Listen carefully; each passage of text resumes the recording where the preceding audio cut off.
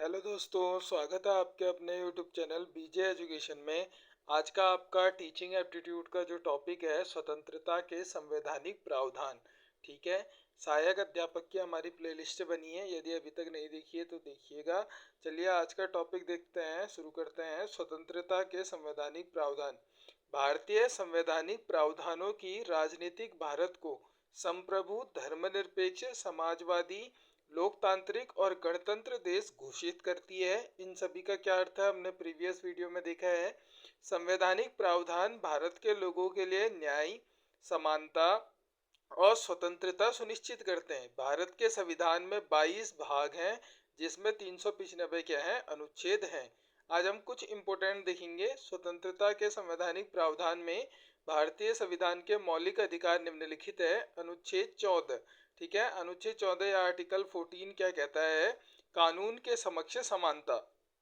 ठीक है, अनुच्छेद 14 के अनुसार भारत के सभी नागरिक कानून की नजर में क्या है, समान है। इसका अर्थ है कि किसी व्यक्ति के साथ जाति, धर्म, लिंग, भाषा या पद के आधार पर भेदभाव नहीं किया जाएगा। हर व्यक्ति को समान कानूनी सुरक्षा प्राप्त होगी। यदि कोई व्यक्ति कानून तोड़ता है तो उसके खिलाफ भी क्या होगा, समान तरीके से क्या होगी, कार्रवाई होगी। यह प्रावधान लोकतंत्र की क्या है, नींव है, क्योंकि यह सुनिश्चित करता है कि अमीर, गरीब, शक्तिशाली, सामान्य सभी नागरिकों को क्या है, न्याय क्या है, समान अवसर में प्राप्त हो। तो आर्टिकल 14 आपको याद हो जाना चाहिए कि कानून के समक्ष क्या है, सभी समानता है, किसी भी प्रकार का भेदभाव नहीं किया जाएगा। नेक्स्ट है अनुच्छेद 15 आर्टिकल 15, भेदभाव का निषेध। अनुच्छेद 15 के अनुसार राज्य किसी भी नागरिक के साथ धर्म, जाति, लिंग, जन्म स्थान या भाषा के आधार पर भेदभाव नहीं कर सकता। इसका उद्देश्य समाज में समान अवसर देना है। हालांकि सामाजिक न्याय के लिए सरकार महिलाओं, बच्चों, अनुसूचित जाति और जनजातियों के लिए विशेष प्रावधान कर सकती है। उदाहरण के रूप में शिक्षा में आरक्षण और कल्याणकारी योजनाएं दी जाती है। यह अनुच्छेद समाज में समानता और सामाजिक न्याय को क्या बनाता है, मजबूत बनाता है। तो आप अनुच्छेद 15 में क्या लिख सकते हैं, भेदभाव का निषेध। आइए नेक्स्ट देखते हैं अनुच्छेद 16 आर्टिकल 16, सार्वजनिक रोजगार में समान अवसर। अनुच्छेद 16 के अनुसार सरकारी नौकरियों में सभी नागरिकों को समान अवसर मिलना चाहिए।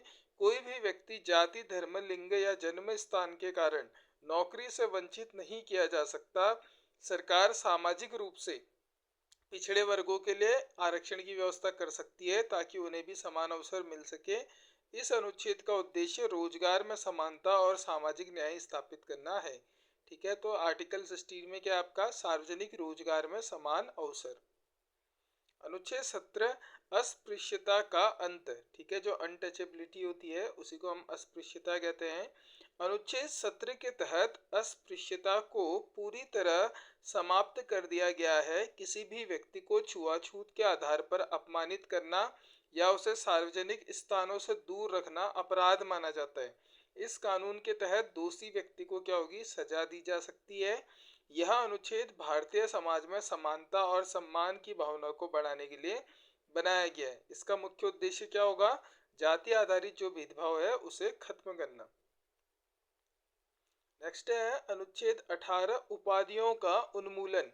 अनुच्छेद 18 के अनुसार भारत में किसी भी प्रकार की सरकारी उपाधि जैसे राजा, नवाब आदि नहीं दी जाएगी। इसका उद्देश्य समाज में समानता बनाए रखना है।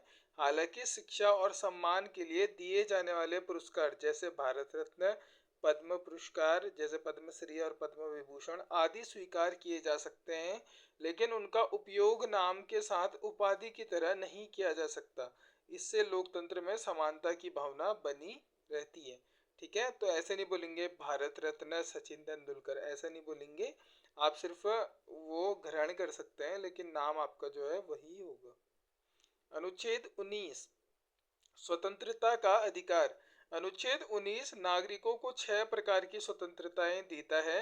अभिव्यक्ति की स्वतंत्रता यानी बोलने की, शांतिपूर्ण सभा करने की स्वतंत्रता, संगठन बनाने की स्वतंत्रता, देश में कहीं भी घूमने की स्वतंत्रता, कहीं भी बसने की स्वतंत्रता और किसी भी पेशे को अपनाने की स्वतंत्रता। हालांकि राष्ट्रीय सुरक्षा कानून व्यवस्था और नैतिकता के लिए सरकार इन स्वतंत्रताओं पर कुछ उचित प्रतिबंध लगा सकती है।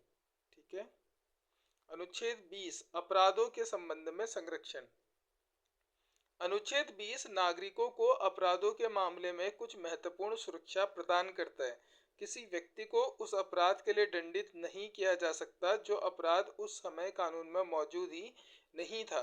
किसी अपराध के लिए एक व्यक्ति को एक ही बार सजा दी जा सकती है। साथ ही किसी व्यक्ति को स्वयं के खिलाफ गवाही देने के लिए मजबूर नहीं किया जा सकता। यह न्यायिक सुरक्षा का महत्वपूर्ण प्रावधान है। तो आप आर्टिकल 20 में क्या लिखेंगे? अपराधों के संबंध में संरक्षण। आर्टिकल 21 जीवन और व्यक्तिगत स्वतंत्रता। अनुच्छेद 21 के अनुसार प्रत्येक व्यक्ति को जीवन और व्यक्तिगत स्वतंत्रता का क्या है? अधिकार है। इसका मतलब है कि किसी भी व्यक्ति को कानून द्वारा निर्धारित प्रक्रिया के बिना उसके जीवन या स्वतंत्रता से वंचित नहीं किया जा सकता।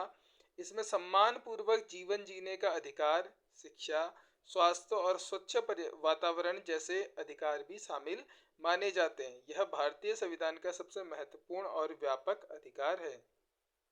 ठीक है। नेक्स्ट है आपका गिरफ्तारी और निरोध से सुरक्षा, जो आपका अनुच्छेद 22 है। गिरफ्तारी और निरोध से सुरक्षा। अनुच्छेद 22 के अनुसार यदि किसी व्यक्ति को गिरफ्तार किया जाता है तो उसकी गिरफ्तारी का कारण बताया जाना चाहिए और उसे वकील से परामर्श करने का अधिकार होता है। गिरफ्तार व्यक्ति को 24 घंटे के भीतर मजिस्ट्रेट के सामने पेश करना आवश्यक है। यह अनुच्छेद नागरिकों को पुलिस या सरकार द्वारा अनुचित गिरफ्तारी से सुरक्षा प्रदान करता है। ठीक है। तो आर्टिकल 22 में आप गिरफ्तारी और निरोध से सुरक्षा मार्क करेंगे जब पेपर में पूछा जाएगा। अनुच्छेद 23 मानव तस्करी और जबरन श्रम का निषेध। अनुच्छेद 23 मानव तस्करी, बंधुआ मजदूरी और जबरन श्रम को प्रतिबंधित करता है। किसी व्यक्ति को उसकी इच्छा के विरुद्ध काम करने के लिए मजबूर करना अपराध है। यदि कोई ऐसा करता है तो उसे कानून के अनुसार सजा मिल सकती है। इसका उद्देश्य मानव गरिमा और स्वतंत्रता की रक्षा करना है। आर्टिकल 24 बाल श्रम का निषेध। अनुच्छेद 24 के अनुसार 14 वर्ष से कम आयु के बच्चों को कारखानों और खतरनाक उद्योगों में काम करने पर नहीं लगाया जा सकता। इसका उद्देश्य बच्चों के स्वास्थ्य, शिक्षा और भविष्य की रक्षा करना है। बाल श्रम समाज और देश के विकास के लिए क्या है? हानिकारक माना जाता है। तो यह आर्टिकल आपका कितना है? 24। इसमें 14 वर्ष के बच्चों को कहाँ नहीं लगाना है? कारखानों और खतरनाक उद्योगों में।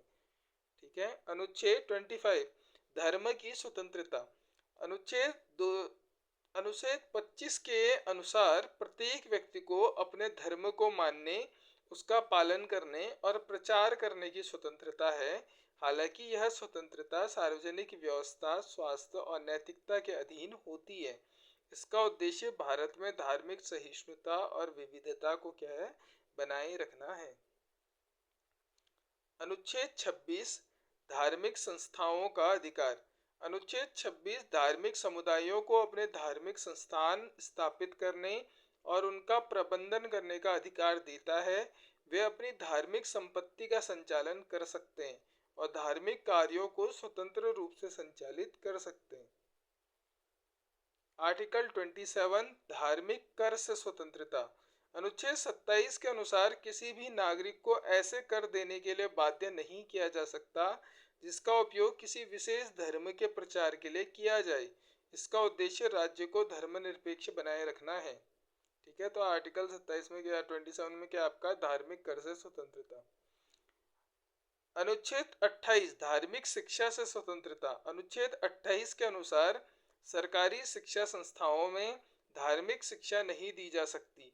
हालांकि निजी संस्थान अपने नियमों के अनुसार धार्मिक शिक्षा दे सकते हैं। ठीक है। अनुच्छेद 29 संस्कृति की रक्षा। अनुच्छेद 29 के अनुसार भारत के किसी भी वर्ग को अपनी भाषा, लिपि और संस्कृति को सुरक्षित रखने का अधिकार है। यह विशेष रूप से अल्पसंख्यक समुदायों के सांस्कृतिक अधिकारों की रक्षा करता है। तो 29 में आपका संस्कृति की रक्षा होता है।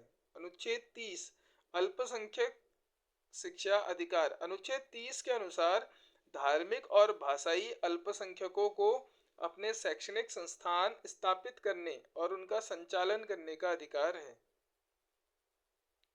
अनुच्छेद 32, जिसे संवैधानिक उपचार का अधिकार भी कहते हैं, अनुच्छेद 32 के अनुसार यदि किसी नागरिक के मौलिक अधिकारों का उल्लंघन होता है तो वह सीधे सर्वोच्च न्यायालय में जा सकता है।